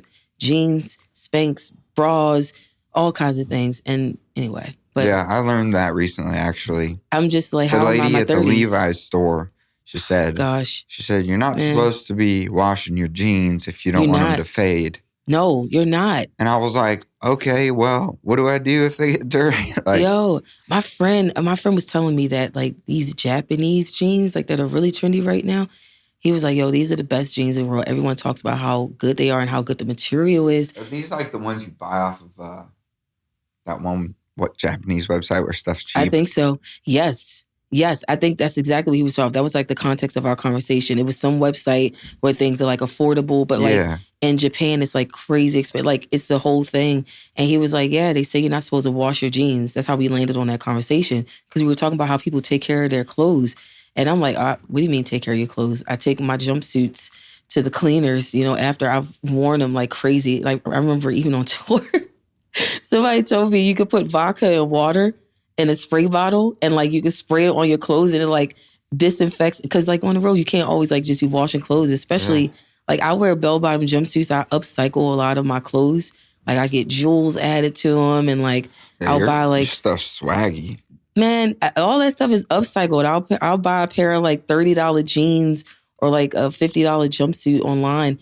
And then like we'll just like me and my seamstress just designing them and just kind of adding stuff. But like stuff like that I won't put in the dryer or the wash. But like I was, you know, you can't take stuff to the cleaners on the road. So I was spraying vodka and water and I don't know if it worked. I would like to think that it worked and that I didn't just walk around smelling like I need to get pulled over. Like, you know, that sort of thing. But I'm learning a lot about fashion and I love clothes and I love how you can describe or express yourself, you know, and what you look like. I like when you can look at photos too and you can tell what time period a photo is taken in because of what they're wearing. I think that's so cool. And I try to dress for that, honestly. Yeah. I'm like, what does this era say about me? And when people look back at the photos, I want them to be like, oh, that was in the beginning when she did that thing over there. And I like stuff like that. That's how I am with my favorite artists. I love when I see their hair and I'm like, oh, that was the second album. I know what that looks like. Like, I think that's really cool. I have fun. That's what makes me happy.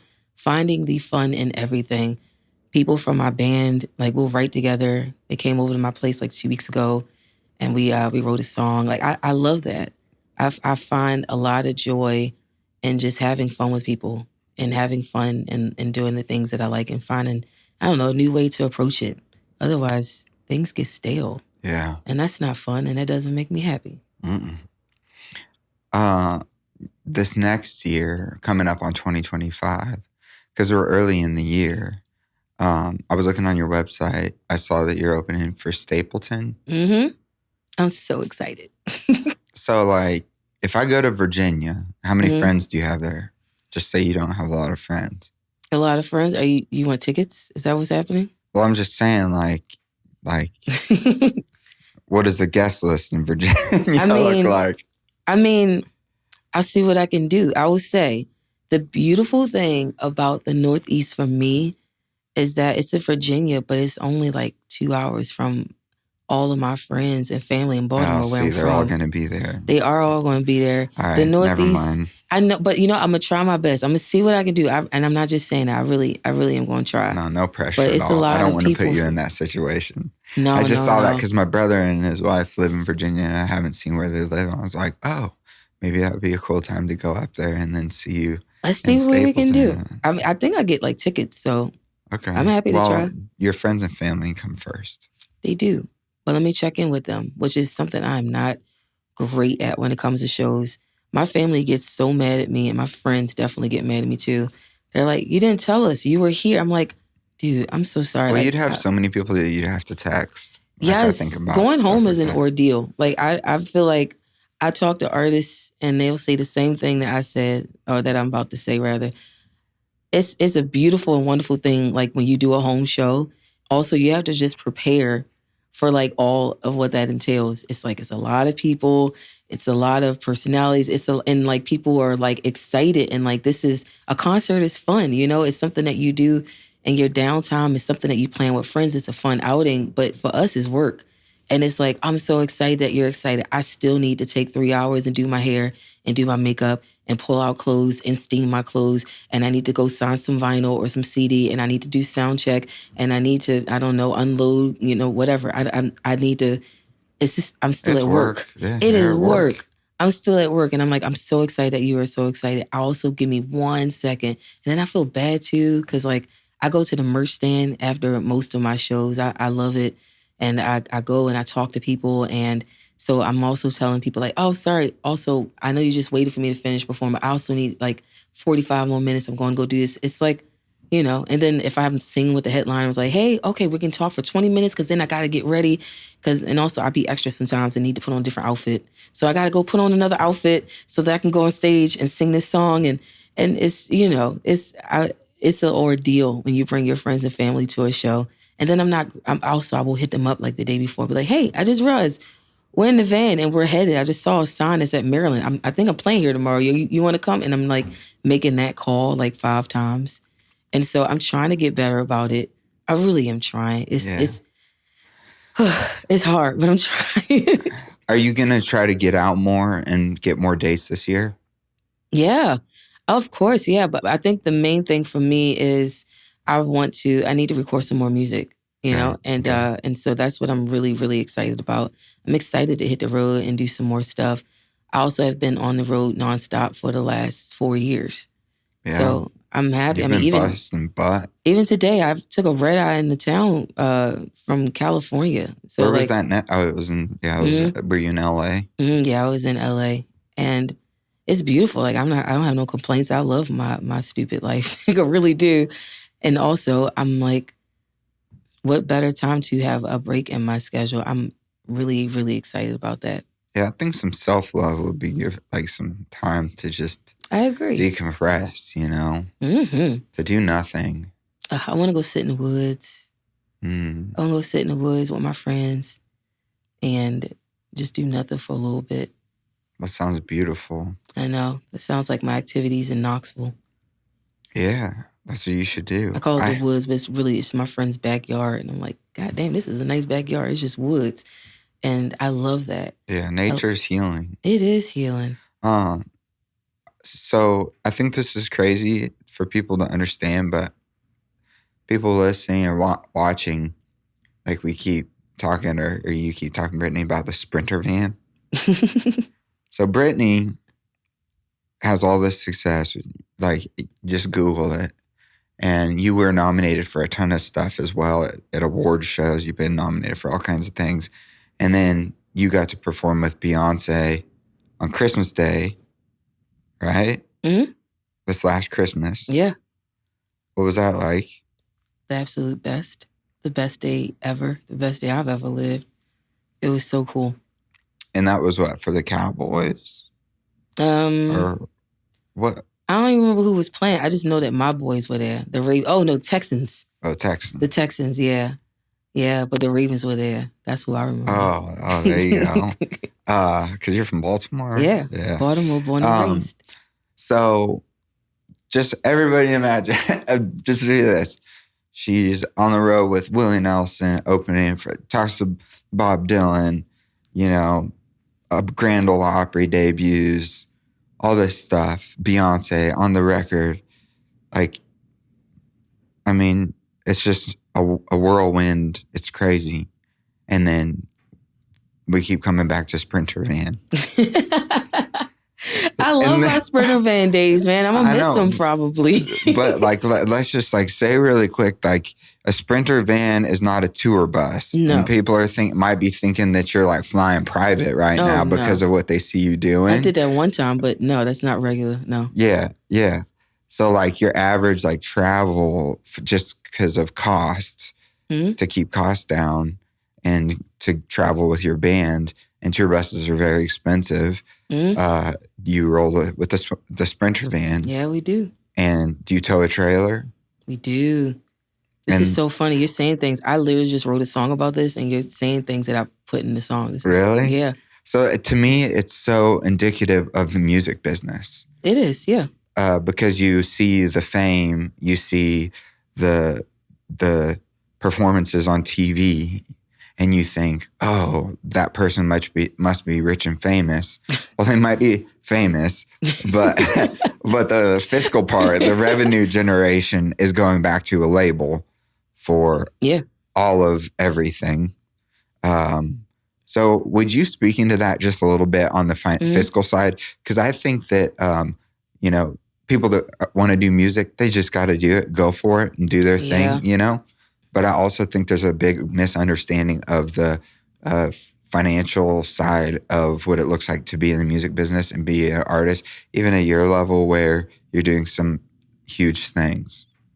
Yeah, I mean, that's a real thing. I think people have this image in their minds of artists or any public figure really, and just what their lives look like, because you see the glamour, you see the glitz of it, and honestly, I mean, sometimes that's there, but also like when you're a new artist, it's years sometimes before you get a tour bus. Like that's just the reality, and things are crazy expensive right now. Like it's really expensive to tour right now. I've had this conversation multiple times with people on my team. It's just really expensive to tour right now. And to the point where I've talked to other artists and I've talked to artists where like they've had to make decisions about like whether or not to tour or like pay a bill, like a household mortgage or rent. Like I've experienced that several times where I'm like, it's hard. It's like I feel like the middle is kind of being bottomed out, where like in artistry you used to have like people who are just starting off, and then you have like this range of people who are like they've got some stuff going and they're on the road and and doing like honestly what I feel like sometimes is the impossible, like starting off online and having that kind of translate into a career in real life, which I'm thankful to have been able to do. But that middle is getting smaller and smaller, and it's like either you ain't got shit or you are at the top, and it's like that middle range. It ranges for a lot of people. Where's that jump? Is it like take a virality moment or just the right song at the right time? Like how do you have that big success? Yeah, I mean, like how do you go from the Sprinter van? Like I'm just it's I guess a rhetorical question, but I'm just thinking out loud. I guess like you go from the Sprinter van to the tour bus to the whatever's next. But I just wonder, financially, because now you're out of a deal. So now whatever you record, you're going to own your masters. And so that's exciting for one. Yeah, it is. Because you'll make a lot more money off a lot less streams and a lot more money based off of the streaming amount. Because I would assume. Yeah. That's an assumption. The best artists that I've seen kind of navigate a lot of this world is as you, in the very beginning of your career, at some point in the early stages of your career, you kind of like something flips and you realize you kind of have to diversify what you're doing. Especially like I hope I'm not harping on it too much, but especially I look at a lot of women in country music. You have to do more than one thing. You have to be good at this. You have to do that thing. You have to make sure you're getting brand endorsements, you have to do a lot to get things done. And I watch like my favorite artists like figure out, hey, you can't just do one thing anymore. People used to be able to just write a song and that was enough. But I know people who have written hit songs or songs that are on hit albums and like they still have like other jobs. And that's just where we are right now in the industry. You can't just do one thing, and it's hard and it's complex. And but it flows over into everything, like even like artistry. Like everything is expensive. You have to find creative ways to kind of go about it. And I don't know, I think everyone does what's best for them, and I don't claim to be an expert on it at all, but fiscally, it's a little fucked sometimes, you know? Yeah. In terms of like how much things cost and how much you have to do before you can kind of get over that hump, you know? Yeah. And if I ever get over it, I'll tell you how it is and what I did. Yeah, for sure. But until then, I'm having a great time. Yeah. Like, I really do have to internally just be like, I love the people that I get to do this stuff with. And it's a lot of like, dang it, I wish it wasn't as hard sometimes, but I'm happy where I am and I'm going to keep going. I'm not staying where I am. Yeah. But in the meantime, I'm having a good time. Yeah. That's great. And I think that you're going to, like, I feel like you said it best when you were like, it's almost like there's a piece in you about the fact that the label thing ended, because that means there's a new chapter. And I kind of get the vibe that you're like holding life like this instead of like this, where you're like, I'm open to what the right thing is. Like, we don't necessarily know. I don't know for myself. You can't, predict the future. But at the same time, it's one of those things where it's good to be able to have peace when you don't know the unknown, and being able to be like, okay, that happened for a reason, whatever it was. And I think that that's kind of scary, but also exciting. And I think that, and this was, as we wrap up, I was going to say something for me when I started, as I've developed, but like started this podcast, I really have like developed two pillars, and these are what they are.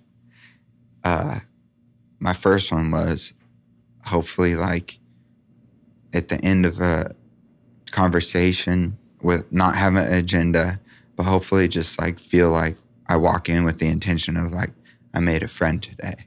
And the other one was remember the one. And I feel like it's easy when we're all trying to go for numbers and accomplish things to forget about maybe this podcast that we have impacts one person or changes one person's life. Yeah.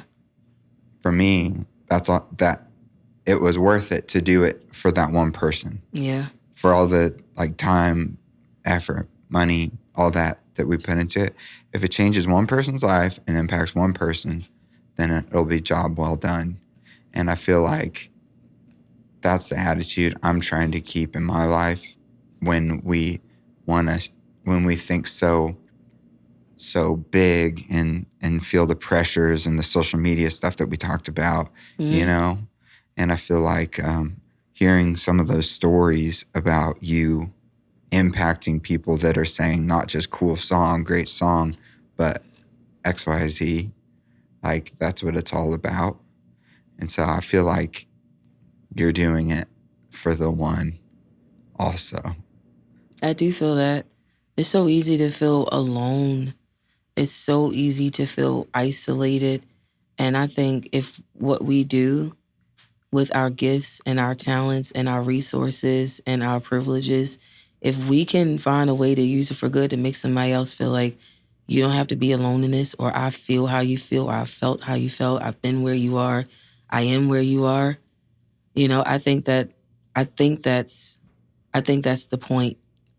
I think that's the point. I think I've been having this internal dialogue with myself about how much I want to share of myself with the world and with people, outside of my personal sphere. And I think the thing that I keep coming back to is I don't think it benefits anybody to learn the truth in 20 years. Some things, sure, but I don't think it's of value, and it's a missed opportunity to literally be safeguarding these things that we carry inside of ourselves, whether it's a burden, a weight, a feeling that, I don't know, whatever that load is, to carry it on your own for so long and to, it's what it feels like? It feels like watching somebody run with a heavy book bag. If you're watching like somebody camping, they got that book bag and they got that, I don't know what they be having on there, but they got all kinds of stuff. They got Stanley's cup, and they got the thing, the little tube looking thing. Yeah, they got all those things. Like, you wouldn't see them running through the woods. It's heavy.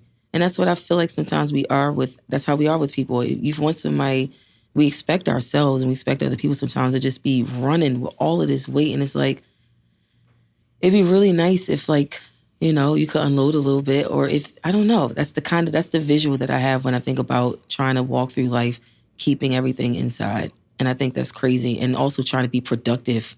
That's what it feels like as an artist. Like, if I'm getting on these stages and I'm carrying something, like, it honestly has pushed my songwriting in a way. At some point, I remember being on tour and experiencing some crazy shit. And I felt like I would get on stage, and sometimes I love my songs, but I was like, for what I'm feeling right now, this song feels like a surface remark. And it pushed me to write songs for those moments when I kind of feel that way, and I'm on stage. Like, I don't know if it's a great thing. What's the feeling? The feeling, like, gosh, I remember getting a call an hour before my label shut down in September. I got a call about it an hour before I hit stage, and it was the worst show that I'd done that tour. And as I say that, I know that for me, I know that for out there, I think it was fine. But for me, I was just like, I felt myself not as connected to it because I was dealing with so much shit. And I was just like, I remember in that moment being like, I don't have enough songs about loss. I don't have enough songs about keeping up and trying to keep going when things are tough. And I was like, I need to write more songs like that because people feel like that every day. And so in those moments, like, it's probably why I'm not so quick to skirt past uncomfortable feelings as much now. Because honestly, I feel like sometimes those moments when you feel that way, it's a connector. People feel like this every day, and you just stumble into a feeling that connected you with the rest of the world. And I want to make a song for that. And that's kind of how I approach a lot of my feelings at times. You know, not everything is going to stick around forever. A feeling is fleeting. You know, feelings change. But while I'm here, I think maybe there's a reason I am, and maybe there isn't a reason. I don't know. But for what it's worth, I think I've just joined the chorus of everybody else who feels like shit today. Mm-hmm. And I should write a song about it. Yeah. And that's kind of how I feel. And that's going to connect. I think so. To someone. If you feel that way, someone else feels that way. And I feel like I've kind of come up in a beautiful culture of people, particularly even women, particularly even Black women, being strong and having like this, like, I can do it attitude. And I think it's so important. I also think that from where I am right now, I think I'm still operating in that space of just doing it differently than maybe I've known in you know, the years that I've tried to be strong. Maybe being honest and being vulnerable and putting it out there and having a vulnerability hangover in 10 minutes as soon as I walk out this door. Maybe that's also strong. And picking myself up and being like, I did the right thing. I was honest. I was real. Maybe that's a better word. I feel like honest is like honest, but I want to be real. I feel like you've been honest and real. Thank you. But really, like, and I do the same with myself. I'm kind of an open book. This is just how I operate. But I just feel like that's how God wired me. It's like, it's a beautiful thing to be just like say the truth. But I feel like that's what you've done in this interview, is be really honest and open. I don't know how often you do that on anything or interviews or. I try to be honest and real in interviews. I'm trying to be. Yeah. I want to be more open. But I don't want you to have a vulnerability hang up. Oh, I will. You can't help that. I can't either. It's getting better. It is getting better. It's just. Is it like, man, what did I say? That was stupid. Like, I shouldn't have said that. It's like it's that. Because I'm already doing that in my head about something I said earlier in this podcast. And also it's like, oh crap, did I say that right? I don't want to offend anybody. That's a huge thing for me. I don't like making people mad. I don't like offending people. I feel like I am there's like this fine line between people pleaser versus being a connector. People who I like to connect with people. I'm not trying to like be this uber people pleaser. You know, at the same time, I really do find commonality and being able to identify commonalities as a strength and as a strong thing that can really bring people together, or at least help you feel understood when you're trying to explain yourself and when you're trying to just be yourself, you know. But the reality is, you're gonna ruffle some feathers and you're gonna make some people uncomfortable. And the reality is, I'm more interested in the people who felt seen. And so for that to happen, I have to kind of block out the idea that I've ruffled a feather, that I've made someone see me in a negative light. I have to keep in the forefront of my brain that I'm way more interested in people who feel like that's a silent thought I've had. Mm-hmm. You met me where I am in an area of my life, in my psyche, my heart, whatever. I'm more interested in those sorts of scenarios, but I have to block out the noise that I might really offend some people. Like, even when I talk about like industry stuff, like I don't want to offend people, and then and people feel like I don't know, like I feel ungrateful for everything that I've kind of received and worked really hard for, you know, all these opportunities that I've gotten. I don't want people to think that I feel entitled to some craziness, but also I want to be real, because there's some new artists that are coming up and they're looking at people like me and they're like, this can be done because look at them. And I'm like, I'm going to be real with you. You can do it. And also, I just got dropped. You can do it, and you can do the best things in the world, and you can go on and you can live your dreams, and also you'll get cut down. And you got to learn how to build yourself back up. Mm-hmm. And you got to learn how to rely on the trusted voices around you, and also know how to sift through the weeds of critics and people that you thought you could trust and people that you thought were going to be there for you. And in the end, they left, or you had to part ways with. Like, you have to sort through that and sift through that. Your dreams are a reality. You know, they're real. They can happen, and you can get through some glass ceilings. You know, but you don't come out uncut. Mm-mm. You don't come out uncut. You don't come out unbruised. You don't always come out the same. It takes a certain kind of person to do a lot of what we're doing. It changes you. It does, because you start to realize the kind of person that you need to be able to do what you're doing, and you have to adjust. And the beautiful thing about all of this, I think if you're following your heart, you'll always have a good one. At least that's what I try to believe. I hold on to the things that make me a loving and thoughtful and empathetic person. I connect with people who remind me that that's who I want to be. I try to make decisions that point back to that goal. I try my best. But I also you got to be real, you know?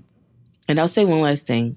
I feel like I've been kind of rambling a little bit, but, you know, I feel like I want kindness to be a tool to tell the truth or to be real.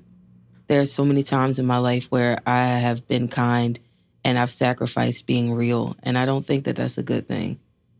I don't think it's a good thing. I think in moments like that, we can weaponize kindness, people being kind to you and saying the most lovely thing, but that's not how they really feel. It's like, be real.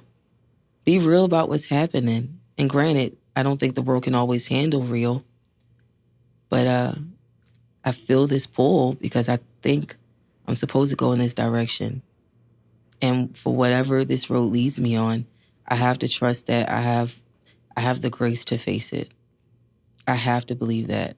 Otherwise, I'm ignoring this loud siren in my life and in my brain that's saying it doesn't benefit anybody that much right now for some things if you're talking about it in 20 years. Because there are people who are coming up watching you right now. I haven't heard it put that way. It doesn't benefit anybody if you talk about it in 20 years. That's really cool. And that's Did you have you heard that before? Or is that something that just kind of popped into your head? No, these are conversations that I've been having with my friends for months. Interesting. For weeks and months. I feel like oftentimes, I feel like I can do stuff like this because I've been rehearsing. I'm not media trained in that way. Like, I just actually really talk like this. I talk like this with my friends. Yeah. And it's hard and I shake inside, but I've said it enough to where I know that this is what I believe. Yeah. Because this is what keeps coming up. Yeah. And it's something that I feel like connects, and that's what we all want. And vulnerability is what connects. I think it's why people have watched any of the stuff that has been online from this podcast, it's because it was people being vulnerable in their honesty. And the videos that always did the best were the ones, or reels or shorts or TikToks.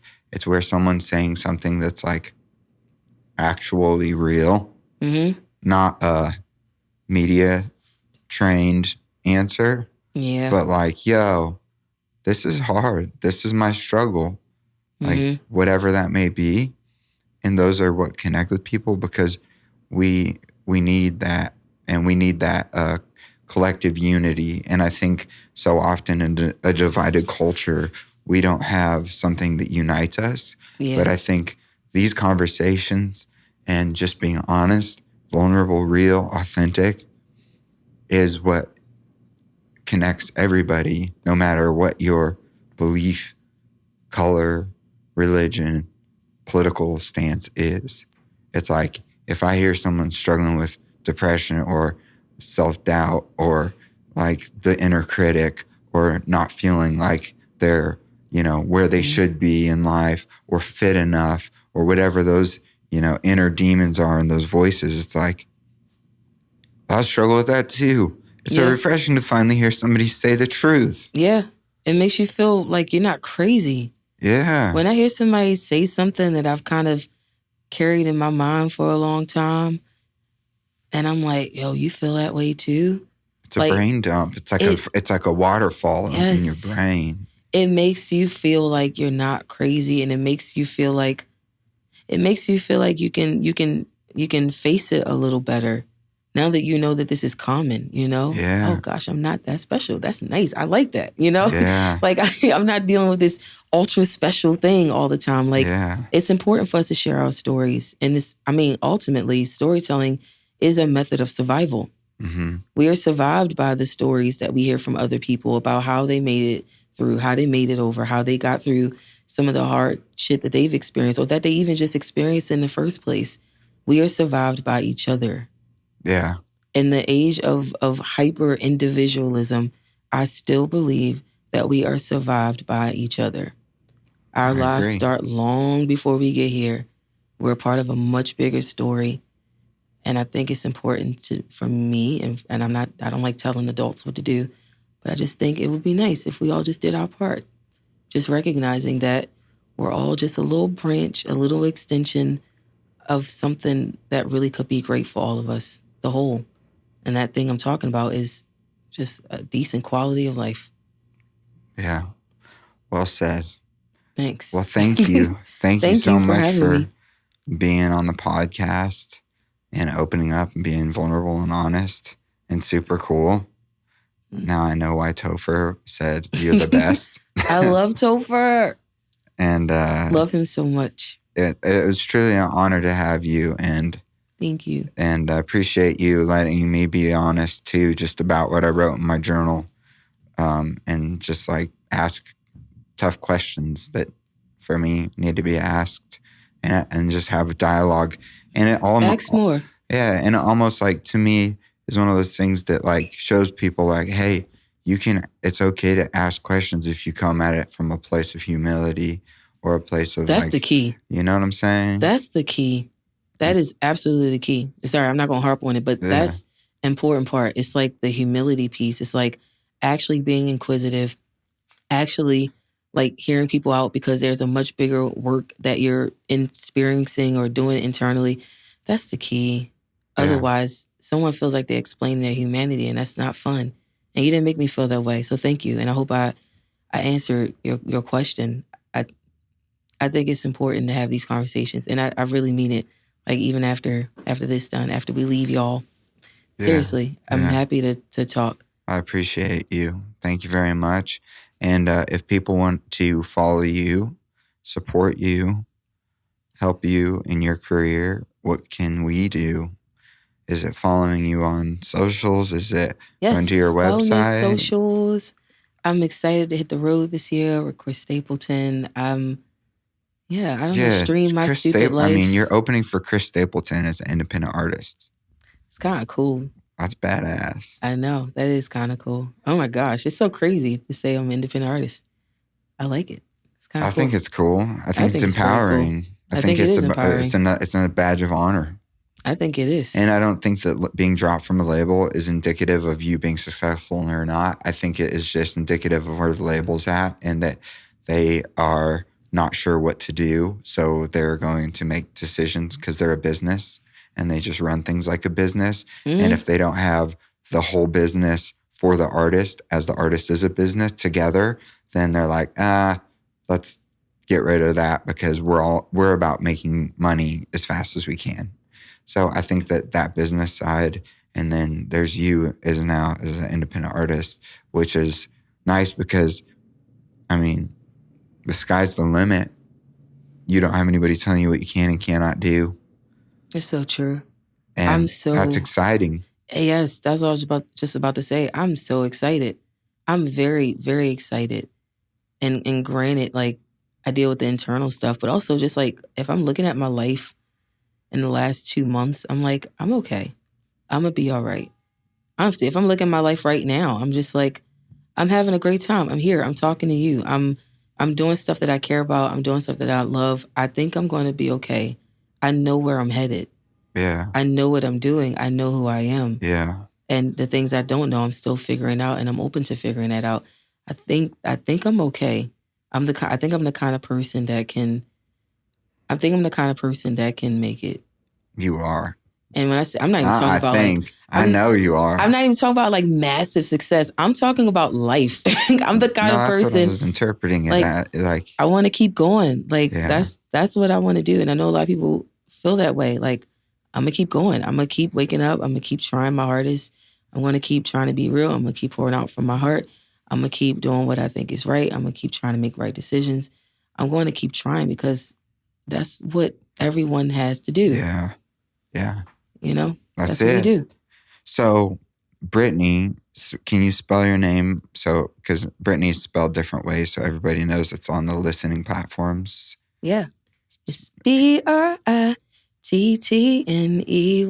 I just made that, but that's my name. That's on. You could be a jingle writer. Shoot. Brittney Spencer. Yeah. It did sound like it was in like the vein of like 800, 580, 2300, and 5. Yeah. Call Empire today. Yeah. I used to, anyway, I'm not going to get to jingles because then I have to tell you about my favorite one and how I love jingles. But anyway, that's how you spell my name. Brittney. Jingles are genius if they're done right, if they're executed right. Can I tell you my favorite one? Yeah, I want to know. Okay. I don't know if you remember it, but hello, mother. Hello, father. Ticks and mosquitoes really bother. Have you heard this one? Thanks for the package. That's why I'm writing. K9 Adventix quickly stopped all the fighting. You never heard this? Swimming, hiking, and tent pitching. Okay. What was it for? K9 Adventix. Oh. They like get rid of ticks on dogs. Oh. I just always thought that jingle was a banger. Like that one was I don't watch fire. a lot of TV. Oh, that was like when I was a kid. I don't even know if it's still out. Well, we would have both been the same age. True. But I was in California. Nickelodeon. I was watching Nickelodeon too. You watch Nickelodeon? And the Disney Channel. Yeah. ABC I was watching Family. Rugrats and Doug Funny. Yeah. Yo, you guys see my Reptar. What? You guys see my little Reptar. I got a little Reptar plushie. I kept leaving him in the hotels in different countries and cities, so I stopped bringing him on the road. So now I just carry that little one in my purse and kind of. I like this. What do you call this again? Moo Moo. It's like a little like support animal. I just like it. It's just nice. I hate I love traveling. I hate every form of transportation though, besides horses and walking. I'm scared of cars, trains, planes, whatever. But I don't know. I just hold it a little bit. It is a little comforting, yeah. Because I feel comfortable. I've been ever since you gave it to me. I've been holding it. It's comforting, and it's just like I don't know. It's just soft. I also like holding soft things or things with like texture. Yeah. Also, I really love cows. My grandmother loves chickens. I love cows, and I don't know. It's just nice to just look at. I got it at a gas station somewhere. The comforting part to me is that this might sound weird, but that it comforts you. Mm-hmm. And so like whatever like energy like this is provided to you, I feel like that's the intention that I'm like getting out of holding it. Oh, that is really like, sweet. I'm like, this is like made Brittney feel comfortable. Mm-hmm. Like, energy is transferable. Yeah. It is. It's science, everybody. Or whatever Newton said. And we had the Palo Santo today. Yes. It's been a good day. This has been a really fun podcast for me. Thank you. It's been a fun podcast for me too. I'm trying to find my lighter. Thank you for sharing so much of your story and being open and vulnerable. And thank you. Yeah, that's just what the world needs. That's what I want this podcast to be. As I rummage through my purse right now. So BrittneySpencer.com, Brittney Spencer on Instagram, TikTok. And even if she doesn't like post a ton, that's okay because there's a lot of cool videos of her. And just go buy, I don't know who owns your merch or how that all works out, but like on the financial end, like come to a show. Come to a show. Meet her at the merch booth. Yes, I'm excited. Buy a t-shirt, like, I don't know if you're doing the vinyls. I do have vinyls. Buy a record. I do. And I'm making new music. I'm so excited. And I'm excited for your, like, if you take a step in that, like, more vulnerable direction. I am. I think that's going to connect on another level, too. I think so. And you have a huge fan base already, so things are on the up and up and up. Thank you, dude. Yeah. I feel excited. I feel motivated. I feel good. Thank you for all this love. Yeah. I appreciate it. It's a pleasure to have been able to sit here and meet you. Thank you. Likewise. Well, you have seriously. Until next time. Till next time. Until Virginia. Till Virginia. And that's a wrap on today's episode with Brittney Spencer. Again, please hit like, subscribe, share, leave a comment and a review, and go over and follow Brittney. The more that we can do to support her in her journey, especially now that she's independent, is going to be amazing. Catch her at a show. Again, the tour dates are on her website, but she's going to be opening for Chris Stapleton, which is awesome. He's one of my favorites, and Brittney's one of my favorites, and I hope to make it out to that show, Brittney. So without further ado, till next week, have a safe week, love somebody, be kind, don't leave hateful messages on people's Instagrams, and let's all try to understand each other a little better. Peace. This is the Stephan Hogan Podcast.